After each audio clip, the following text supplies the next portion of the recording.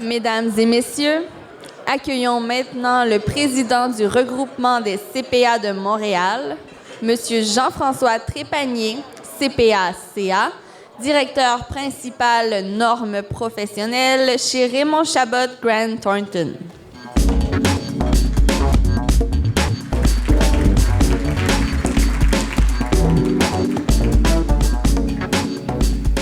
Distingués invités, mesdames et messieurs, bonjour. Le regroupement des comptables professionnels agréés de Montréal est fier de s'associer à cette conférence prestige portant sur la révolution numérique. Cette fierté est d'autant plus grande que ce sujet m'interpelle particulièrement, évidemment par mon rôle professionnel, mais également comme nouveau membre du Conseil des normes d'audit et de certification du Canada. La révolution numérique nous amène à voir le monde différemment et offre des opportunités qu'on pouvait à peine imaginer il y a à peine 10 ans.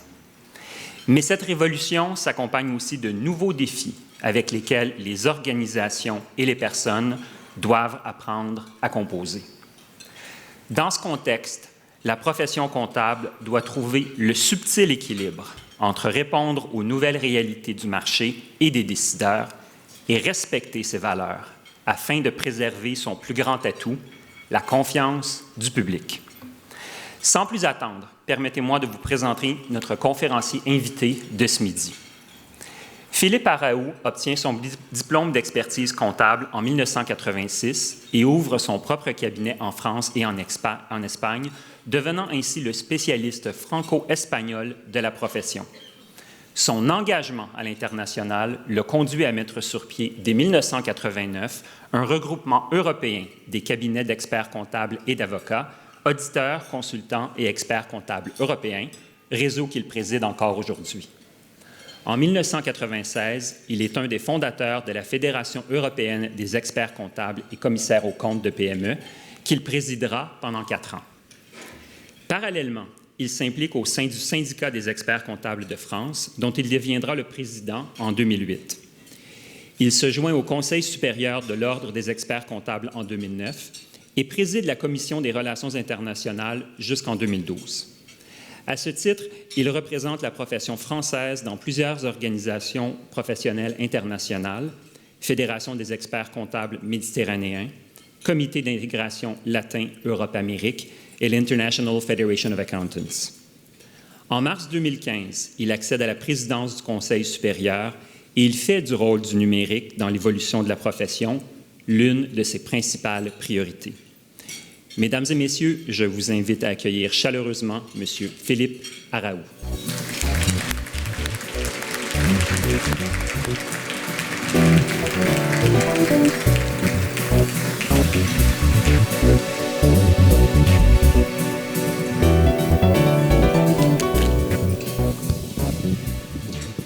Mesdames, Messieurs, chers amis, je tiens à remercier particulièrement l'Ordre du Québec et son président, Alain Dugal, pour cette invitation. Je n'imaginais pas que de me déplacer aujourd'hui à Montréal pouvait susciter tant d'intérêt, donc je suis très ému, très touché de cette nombreuse assistance et je vous en suis très reconnaissant, très fier. Bon, ça fait plaisir, bien sûr, mais en même temps, c'est une vraie reconnaissance pour la profession française et je vous transmets les salutations de la profession française. Je suis également reconnaissant de la présence de Madame la Consul générale de France, Madame Feuillet, donc je suis très touché. Merci pour cette marque. Et puis mais également Madame Loiseau, présidente directrice de la Chambre de commerce française. Et puis mon ami Alain Côté, président de la CPA Canada, pardon, que je croise régulièrement dans les organisations, notamment à l'IFAC. Donc, merci Alain d'être venu. Je ne vais pas citer toutes les personnalités, ça a été fait par Alain tout à l'heure, vous êtes très nombreux, merci pour ce témoignage. Je voudrais saluer une autre personne que j'ai eu l'occasion de voir, mon ami Guy Cloutier. Si tu peux te lever, Guy, que je te fasse mettre à l'honneur. Mais voilà, Guy Cloutier, vous ne connaissez pas Guy, c'est le CPA le plus connu en France, non seulement du Québec, du Canada, mais de toute l'Amérique du Nord. Il est venu pour faire sa première conférence en France, c'était en novembre 2001, il y a bientôt 15 ans. J'étais là, j'étais organisateur de cette conférence. Depuis, tenez-vous bien, il en a organisé plus de 750 en France. Il fait le tour du monde. Enfin bref, c'est quelqu'un qui est très connu. Alors, si vous voulez écouter une conférence sur la comptabilité, n'allez pas écouter Guy Cloutier. Si vous voulez savoir ce que peut faire un CPA pour une entreprise, il vous racontera aujourd'hui ce qu'est un expert comptable évolutif. Donc, merci Guy de ta présence. C'est assez amusant parce que moi, je l'écoute quand il est en France et lui, il vient ici à Montréal pour m'écouter. Voilà. Alors, quand Daniel McMahon m'a sollicité pour venir, j'ai dit, mais bien sûr, Daniel, tu sais que tu peux compter sur moi, il n'y a pas de problème. Quand il m'a dit que c'était en février, à Montréal, j'ai réfléchi un quart de seconde supplémentaire, mais j'ai dit, mais oui, bien sûr. Mais quand il m'a posé la question de savoir quel sujet choisir, en me laissant l'initiative, là, je me suis creusé la tête quand même un petit moment, parce que trouver un sujet d'intérêt pour mes collègues et confrères d'Amérique du Nord, sans leur parler de la France et de ses fromages et de ses particularités, il fallait que je trouve un sujet qui nous réunisse, où nous sommes confrontés à cette même réalité tous, et il m'a semblé que le numérique, c'était le cas. Donc voilà pourquoi j'ai proposé de parler du numérique, d'autant que nous venions de tenir notre congrès fin septembre sur le numérique. Le congrès de l'ordre en France, c'est un gros événement qui mobilise énormément d'énergie avec beaucoup de présence, et j'avais choisi le numérique parce que on voit les choses aller très très vite, et c'est un sujet d'inquiétude, un sujet d'intérêt en tout cas, et il m'a semblé que ça n'était pas propre ni à la France, ni à l'Europe, ni au Canada, mais que nous avions tous ce même challenge qui s'impose à nous de savoir comment rentrer dans cette économie numérique. C'est très impressionnant ce qui se passe, ça va très très vite. Nous nous réveillons et nous sommes dans un autre monde. Si on regarde comment nous pratiquions dans nos cabinets, ne serait-ce qu'il y a 3 ans, alors 5 ans ou 10 ans, c'est évident, mais regardez les évolutions qu'il y a eu, et ça n'est pas fini, mais ce ne sont pas que nos cabinets, c'est notre société qui a évolué. Et nous sommes aujourd'hui dans un environnement qui n'est plus du tout le même, avec des outils, avec des lois, avec des règles qui sont celles d'une économie ancienne, qui s'adaptent mal, ou pas du tout, à cette économie nouvelle. Je vous parlerai de fiscalité tout à l'heure. Donc il y a cette transition que nous sommes en train de vivre qui m'a semblé être un sujet d'intérêt. Voilà pourquoi j'ai proposé de parler de cette économie, et je serai attentif à vos questions, puisqu'on a prévu de faire, comme à l'accoutumée sur ces conférences prestige, un temps pour des questions et des réponses. Alors, très rapidement, je vais vous dire quelques mots sur ce qu'est l'expertise comptable en France, parce que c'est quand même un petit peu différent, simplement pour que qu'on se comprenne bien et que vous sachiez ce que nous faisons au niveau de nos missions, parce que c'est un tout petit peu différent, ce qui peut avoir un impact sur le propos que je vais tenir. Je pense notamment à la tenue des comptes, qui n'est pas réglementée chez vous, mais qui rentre dans notre exercice. Les experts comptables français ont ce que vous appelez une réserve d'activité sur la tenue des comptes. Donc voilà peut-être pourquoi aussi je vais vous parler de dématérialisation de la tenue de comptabilité, des choses comme ça. Je vous parlerai de nos règles déontologiques qui ont évolué parce que nous avons un exercice qui est réglementé, et cet encadrement-là évolue avec la société dont je parlais tout à l'heure. Donc vous dire quelles ont été les dernières évolutions, celles qui sont importantes et qui ont un impact sur notre exercice. Puis on va parler d'Internet, ce que je disais en introduction, des nouvelles technologies, évidemment, cette économie numérique. Et puis, on va parler des craintes. Alors, ceux qui viennent chercher des réponses ou des solutions vont peut-être être un peu déçus. Pardonnez-moi, mais je vais surtout vous faire part de mes interrogations, de nos interrogations, de nos doutes, parce que je pense que nous les partageons. Est-ce qu'il y a des réponses à donner? Oui, bien évidemment. Est-ce que nous sommes seuls à pouvoir les apporter? Peut-être pas. Il faut aussi parler avec les autorités publiques de nos pays. Donc, il y aura un sujet pour moi qui est majeur, c'est celui de la sécurité.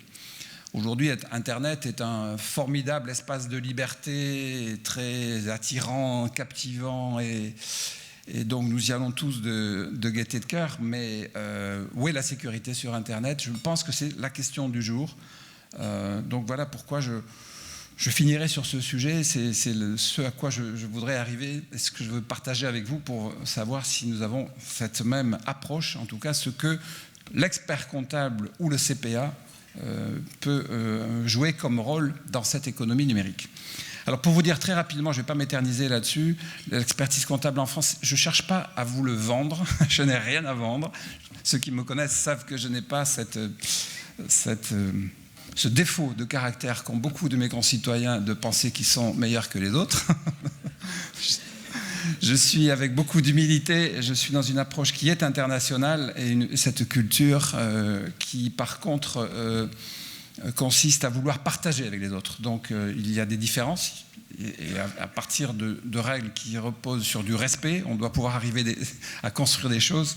Voilà pourquoi je vous dirai quelques mots sur l'expertise comptable. Alors nous remontons à 1945, nous avons fêté les 70 ans de nos textes.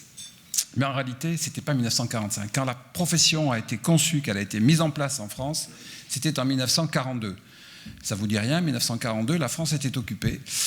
C'était le gouvernement de Pétain. C'est la France de Vichy. Et c'est la France où s'est mise en place ce qu'on appelait les corporations. La France des corporations, avec une organisation verticale, où on a organisé les professions dites libérales, c'est-à-dire d'exercice public, avec une tutelle. La volonté d'avoir un contrôle sur les professions dites libérales, professions publiques. Donc voilà l'origine de la profession. Nous sommes experts comptables en France aujourd'hui, sous la tutelle du ministère de l'économie et des finances. Ce schéma, si on devait aujourd'hui organiser une profession, est absolument inconcevable. Jamais on imaginerait mettre en place la tutelle de l'autorité de l'État sur une nouvelle profession qui démarrerait. Voilà, c'est un héritage, mais ce qui est extraordinaire, c'est que ce modèle-là a subsisté, il a évolué, il a su s'adapter aux évolutions de la société et qu'il est toujours d'actualité et que le gouvernement, quand l'an dernier, je vous en dirai 2 mots tout à l'heure, sort une nouvelle loi pour les experts comptables, eh bien on est toujours avec cet encadrement public, avec cette surveillance et au contraire, il y a une volonté qui est même affirmée de maintenir ce contrôle sur notre activité avec comme finalité, et ne l'oublions jamais, d'apporter de la sécurité au marché, à nos clients et aux entreprises. Donc l'origine, et c'est important de le rappeler, c'est cette volonté d'avoir une profession qui est quand même sous contrôle. Nous avons un commissaire du gouvernement. Vous ne connaissez pas ce bonheur, donc quand je siège et que je réunis mon conseil, à ma droite, j'ai le commissaire du gouvernement. Il participe à toutes les réunions importantes également. Quand nous avons dans les provinces, nous avons un conseil régional, il y a un commissaire du gouvernement qui est le directeur régional des impôts. Donc c'est l'autorité du ministère des Finances. Et c'est toujours une réalité avec une volonté de surveiller. C'est un rôle de surveillance, mais qui nous va très bien, je vous rassure, il n'y a pas du tout de conflit, ça se passe très bien. Cette profession a été organisée avec un engagement de responsabilité, et là les choses sont allées assez loin, pour que le professionnel soit engagé à titre personnel. Quand j'établis les états financiers d'un de mes clients, je le signe, je m'engage sur ma responsabilité personnelle, sur mes biens propres. Nous avons évidemment mis en place des polices d'assurance collectives au niveau de toute la profession qui font en sorte que dans un cas de mise en cause de notre responsabilité, eh bien, il y ait une couverture de ce risque-là, mais c'est une responsabilité personnelle. La contrepartie, je vais le dire comme ça, je ne sais pas s'il y a eu des négociations à l'époque, mais c'est que nous avons eu ce que nous appelons une prérogative d'exercice, c'est-à-dire une activité réservée. Donc les experts comptables ont le marché, entre guillemets, de la comptabilité, mais de toute la comptabilité. C'est-à-dire que pour proposer une prestation en matière comptable en France, il faut être membre de l'ordre. Ça veut dire appliquer les règles d'éthique, respecter ces règles, faire prêter serment, ça vient après, pour respecter cette déontologie. Y compris tenir des comptes. La profession de teneur de livres en France n'existe pas. c'était la profession des experts comptables. Alors, c'est important à comprendre parce que quand je vais vous parler tout à l'heure de dématérialisation et de numérique, ça concerne quand même beaucoup ces missions, ces engagements auprès des entreprises pour tenir leurs comptes et établir leurs états financiers. Ce n'est pas que la certification et les missions d'attestation que vous connaissez et qui sont vos prérogatives à vous, votre secteur réservé. C'est une profession qui est d'un haut niveau de qualification, puisqu'on parle de 8 années. Alors, le stage, chez nous, fait 3 ans, pas 2 comme chez vous, mais pour pouvoir entrer en stage, c'est un niveau de master, donc un bac plus 5, et puis à la fin, il y a un... Donc, niveau d'exigence voulu par le législateur d'avoir une profession de qualité à un haut niveau de compétences. Et cette prestation de serment qui fait la différence. La différence, pourquoi ? Parce que le diplôme dont je vous parle, ce n'est pas l'ordre qui le délivre. Nous en rêvons. Donc un jour, peut-être que vous nous aiderez à arriver à cet objectif. Mais c'est un diplôme d'État. C'est le ministère de l'Éducation supérieure, de l'enseignement supérieur qui délivre ce diplôme. Et donc, nous contribuons à l'élaboration des sujets, aux examens, etc. Mais c'est un diplôme public. Une fois ce diplôme, le jeune a le choix ou bien pour entrer en industrie, pour avoir une position de salarié dans une entreprise ou dans l'enseignement, enfin bref, d'avoir un exercice qui serait salarié avec une dépendance, ou bien il fait le choix de l'exercice public, et à ce moment-là, il demande son inscription à l'ordre. Quand il est inscrit à l'ordre, il prête serment. Donc nous sommes une profession assermentée. Il prête serment, ça veut dire donc qu'il s'engage, il jure de faire respecter les lois. Et donc en matière fiscale, ça a du sens. Je reparlerai de fiscalité tout à l'heure. Donc il s'engage à respecter les lois et à les faire respecter dans ses travaux. C'est ce qui fait la différence avec ceux qui sont en industrie, parce qu'eux sont dans un lien de dépendance, alors que le professionnel membre de l'ordre est dans un exercice indépendant, et nos règles d'indépendance sont très fortes. Tout ça pour dire que sont membres de l'ordre aujourd'hui uniquement ceux qui sont dans la pratique publique. Et nous n'avons pas les autres professionnels.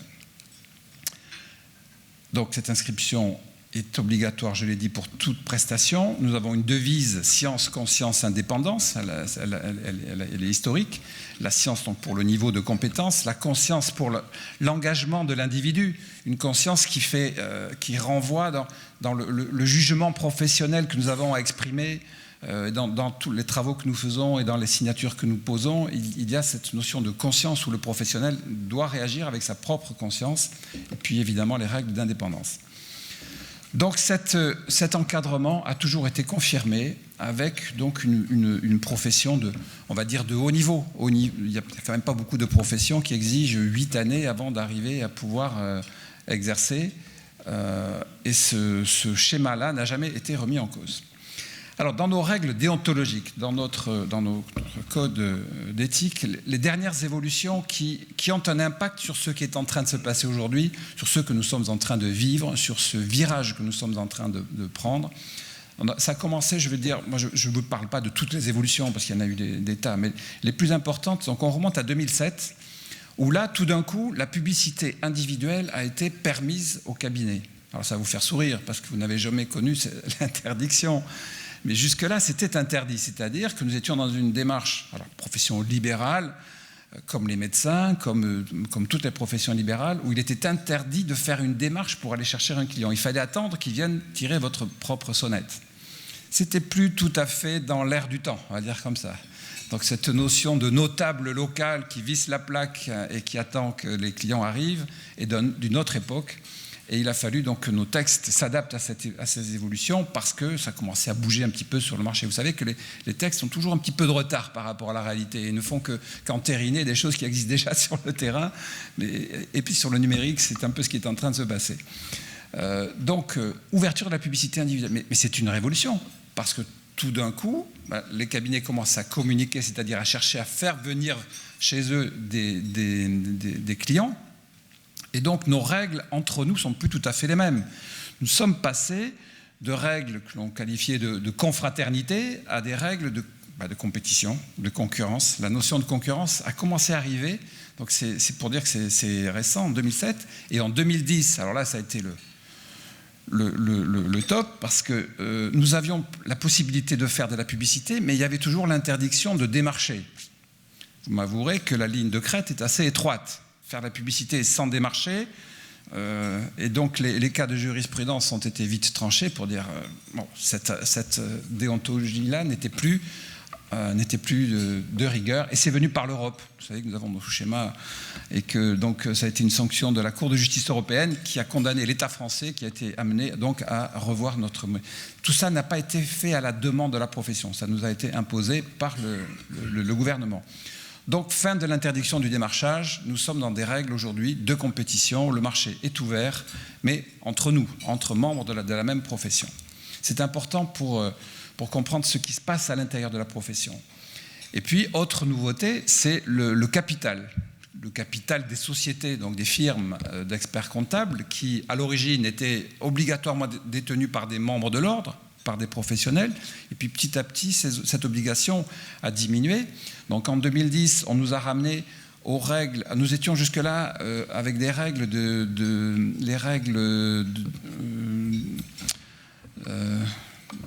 prévues pour les assemblées extraordinaires, pour les majorités, donc des 2/3 dans les sociétés anonymes ou des 3/4 dans les sociétés à responsabilité limitée, c'est-à-dire celles qui permettent de prendre les décisions importantes, mais il fallait que les membres de l'ordre assurent au moins cette majorité-là. En 2010, on l'a ramené à 50% plus une voix, c'est-à-dire la règle des décisions d'assemblée ordinaire. Et en 2014, ouverture totale du capital. Aujourd'hui, donc, tout le monde peut être associé d'un cabinet d'expertise comptable.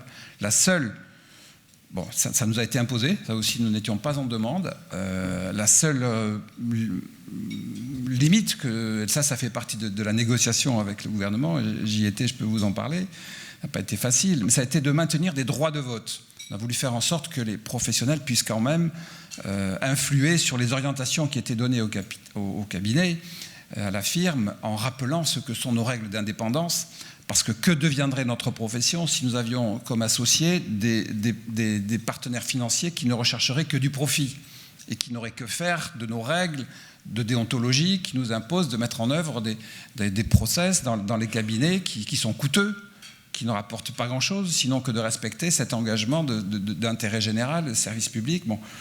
Donc, on a préservé ce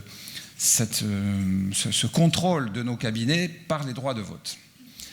En 2015, là également, donc l'année dernière, loi Macron du 6 août, formidable Macron, je fais sa promo au passage, un ministre qui réforme et qui est courageux, qui a 38 ans aujourd'hui, qui n'a peur de rien et qui s'attaque à des montagnes, parce que réformer la France, sacré challenge. Je lui souhaite beaucoup de plaisir, mais en tout cas, je l'aide à mon niveau et il est vraiment formidable. Nous avons à l'origine une profession qui a été voulue pour faire de la comptabilité. Et puis, l'évolution de la société et de la demande du marché et des entreprises n'était plus tout à fait la même. Donc, il y avait une demande qui venait pour faire du fiscal, du social, les bulletins de paye, et puis de plus en plus de demandes de conseils, etc. Et donc, la première évolution a consisté à autoriser les experts comptables à faire du conseil, mais à condition qu'ils aient une mission comptable qui soit une mission principale. Donc, on a été reconnu dans notre compétence au-delà de la comptabilité, alléluia, mais d'abord, il fallait quand même assurer la comptabilité. Et l'année dernière, là, pour le coup, c'était à notre demande, nous avons pu obtenir que dorénavant nos missions de conseil puissent être exécutées à titre principal, sans forcément avoir une mission comptable. C'est une ouverture phénoménale. Une entreprise qui n'a pas besoin d'une prestataire extérieure, n'a pas besoin d'outsourcer ses états financiers, ou bien la tenue, ou bien la présentation, peut avoir quand même besoin de notre compétence sur d'autres sujets, sur son organisation, sur sa gestion, sur que sais-je. Donc nous avons pu obtenir ça. Alors ça doit aussi vous amuser parce que vous ne connaissez pas ces contraintes, mais je vous raconte ça pour que vous compreniez que la profession est vraiment en train de bouger en France. Il le fallait. Et que nous avons une profession qui a aujourd'hui les moyens d'être plus dynamique, plus en phase avec ce que peut attendre une entreprise, parce que la comptabilité, oui, bien sûr, et la comptabilité sert à l'image de la profession, mais ça n'est pas une demande aujourd'hui. Je vais en reparler en suivant, parce qu'il y a une évolution très forte. Le deuxième changement dans cette loi Macron de l'été dernier, ce sont les sociétés interprofessionnelles. Je ne sais pas où vous en êtes, mais dorénavant, nous sommes habilités à nous associer avec des avocats et des notaires, avec des professions juridiques qui peuvent être dans une même société d'exercice. Jusque-là, on pouvait avoir de l'interprofessionnalité capitalistique, c'est-à-dire une holding qui détenait des parts dans les sociétés d'exercice, ou bien d'avocats, ou bien d'expertise comptable. Dorénavant, on pourra partager une même société d'exercice avec les professions juridiques. On va vers du full service, on va vers des notions de services plus larges pour les entreprises. On attend une ordonnance, c'est quand même pas tout à fait finalisé parce que quand on connaît les résistances de certains, et notamment de nos amis notaires, c'est pas facile tous les jours.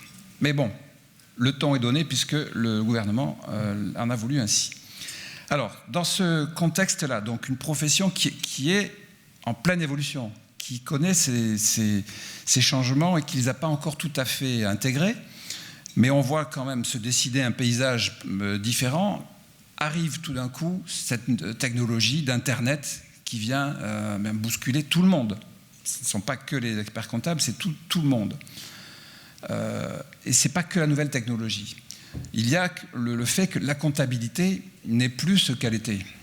Nos anciens, nos pères, nos grands-pères avaient un exercice de la comptabilité qui était quand même assez particulier, qui faisait que quand un expert comptable, dans une assemblée générale, présentait le bilan, personne ne comprenait rien. C'est à peu près ça. Et encore aujourd'hui, certains ont un vocabulaire qui est complètement déconnecté avec quelqu'un un client qui n'a pas notre culture et qui n'a pas été formé à ça. Donc tout ça c'est passé. Pourquoi ? Parce que d'abord il y a eu un enseignement de la comptabilité, la matière comptable, et c'est heureux, a été diffusé largement. Donc il y a eu une sensibilisation à la matière comptable, et la connaissance de cette matière n'était plus ésotérique, s'il faut le dire comme ça, par rapport à ce qu'elle était autrefois. Donc elle est devenue accessible à tous. Et donc on trouve dans les entreprises des compétences. En interne, il y a des compétences qui font qu'on n'a pas besoin d'aller chercher à l'extérieur ce que nous avons déjà dans la maison. Ensuite, on va parler de dématérialisation. Vous avez aujourd'hui des logiciels, vous avez des outils qui vous permettent d'alimenter de votre comptabilité, qui fait qu'on a moins besoin d'aller chercher un prestataire à l'extérieur pour enregistrer sa comptabilité.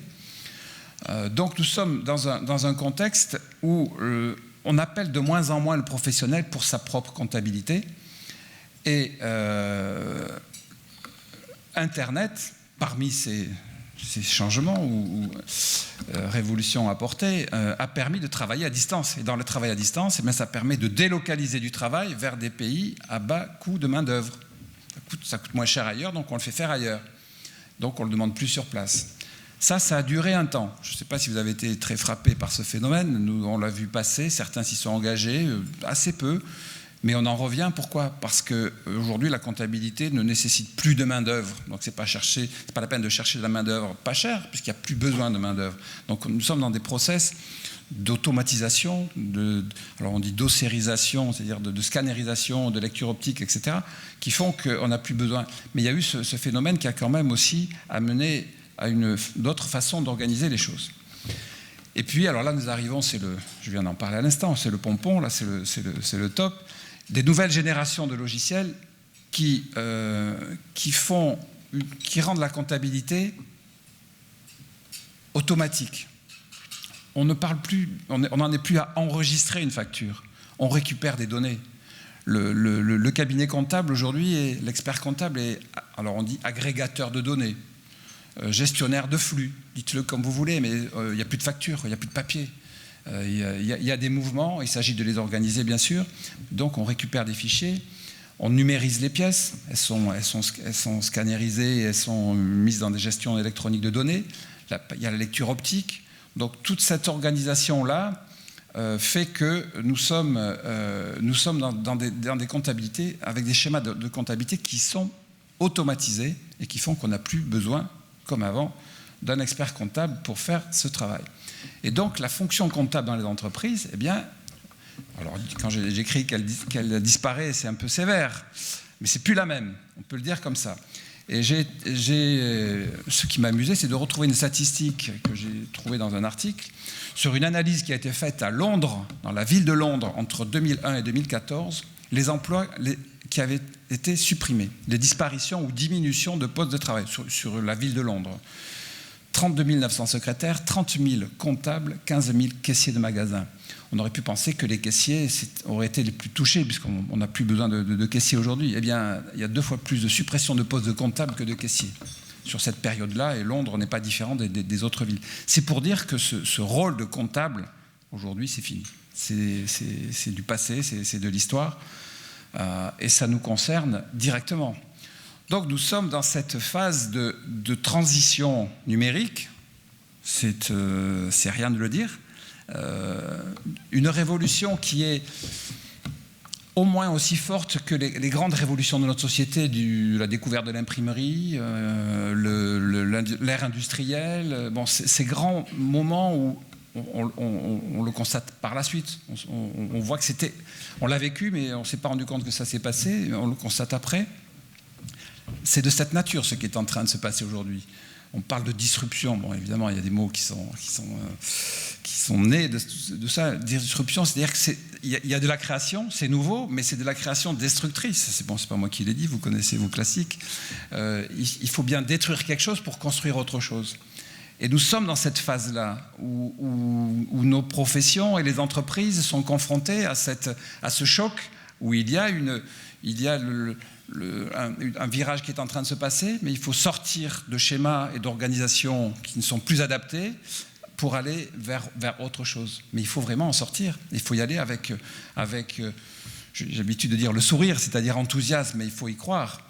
Mais il y a bien un changement qui est en train de se passer, et notre profession est confrontée à ça. Notre profession, dans ses missions comptables, n'a jamais été confrontée à un challenge de cette nature. Nous sommes quelque part menacés. Je rappelle, avec un peu de malice, les travaux de Darwin, qui parlaient de l'adaptation. Nous avons besoin de nous adapter. Les espèces qui survivent ne sont ni les plus fortes ni les plus intelligentes, mais celles qui savent s'adapter. Il y a un changement, il faut s'adapter. Il y a un proverbe que j'aime beaucoup qui dit « Dans un environnement qui change, il faut changer pour rester soi-même ».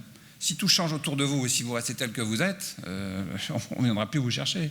Vous êtes dépassé. Donc notre profession est confrontée à cette terrible règle, terrible parce que ce n'est pas trop dans la culture comptable que de se remettre en cause et d'aller de l'avant et d'être... Non, on n'a pas été formé à ça. Le comptable, on lui reproche souvent de regarder dans le rétroviseur, de regarder derrière. Et on constate ce qui s'est passé. Mais là, aujourd'hui, c'est très sérieux. Et donc, j'ai des mots très forts pour le dire. Ça, c'est ce que j'avais dit à notre congrès, en ouverture de notre congrès sur le numérique. Il y a 2 types d'entreprises, celles qui changent et celles qui ferment. Vous choisissez. Moi, j'ai fait mon choix. Mais vous ne pourrez pas rester avec des schémas anciens dans vos cabinets comptables, et ça bouscule. Ce qui m'a inquiété, et pourquoi j'ai engagé des travaux au niveau de notre ordre sur le numérique, c'est qu'on constate sur le terrain qu'il y a quand même un fossé qui se creuse entre des cabinets qui sont modernes, dynamiques, entreprenants, qui ont déjà fait tout ça, et qui sont entreprenants, et qui ont intégré ce numérique. Et puis d'autres qui ne voient rien passer, qui sont nés dans le guidon, ils sont avec leurs états financiers, avec les tenues de compte, avec les déclarations fiscales, les bulletins de salaire, ils sont occupés, et ils ne se rendent pas compte que le monde autour d'eux a changé. Et donc notre rôle à nous, en tant qu'élus de la profession, est de faire en sorte qu'il y ait une évolution globale de l'ensemble de la profession, mais que tout le monde connaisse cette évolution. Voilà pourquoi nous avons cette responsabilité. Et moi, ce qui me préoccupe aujourd'hui, c'est le sort des petits cabinets, parce que ceux-là sont menacés. Je pense sincèrement qu'ils sont menacés et qu'il faut qu'ils se remettent en cause, en tout cas qu'ils aient les outils pour le faire.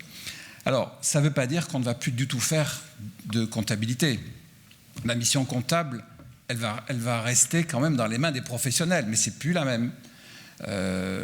Nous avons, bien évidemment, si on parle d'automatisation de la comptabilité, si elle se fait toute seule, la comptabilité, vous avez des logiciels de gestion, et vous les connaissez, qui alimentent la comptabilité.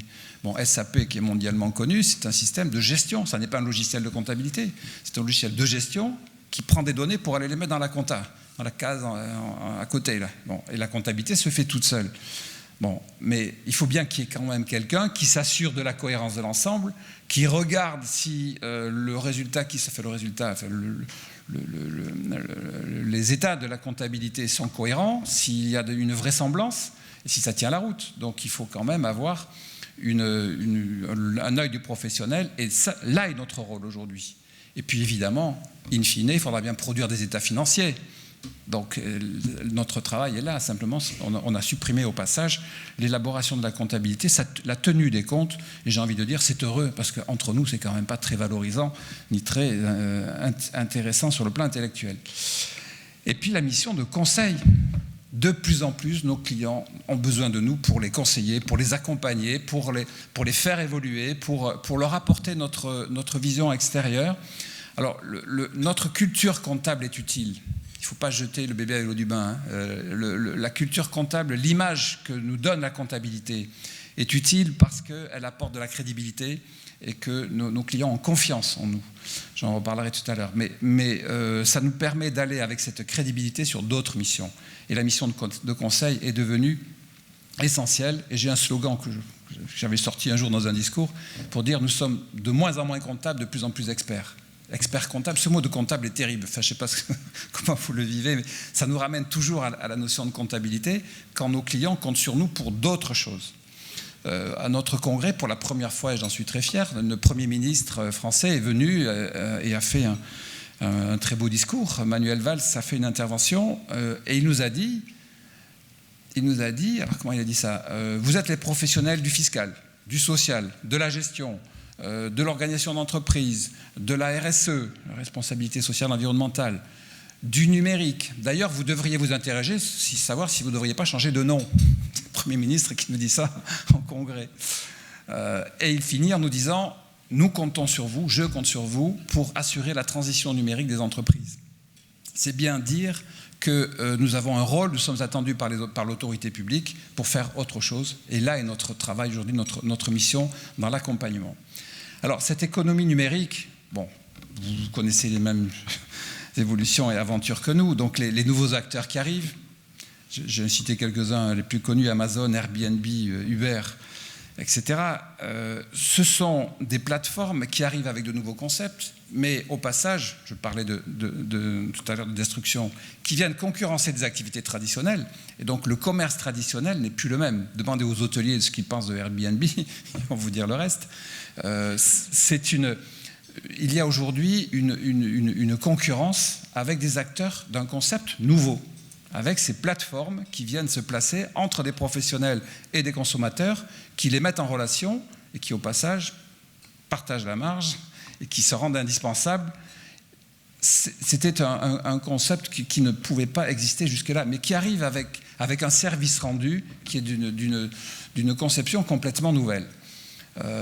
Les paradigmes de cette consommation-là, c'est l'accessibilité, la disponibilité, le choix. À toute heure du jour et de la nuit, le consommateur, il est dans son fauteuil, on dit les pantoufles chez vous, ça vous parle, bien au chaud, bien installé, ben il a accès, il peut passer ses commandes, il peut acheter sans bouger de chez lui, il va le recevoir 2 jours après. Bon.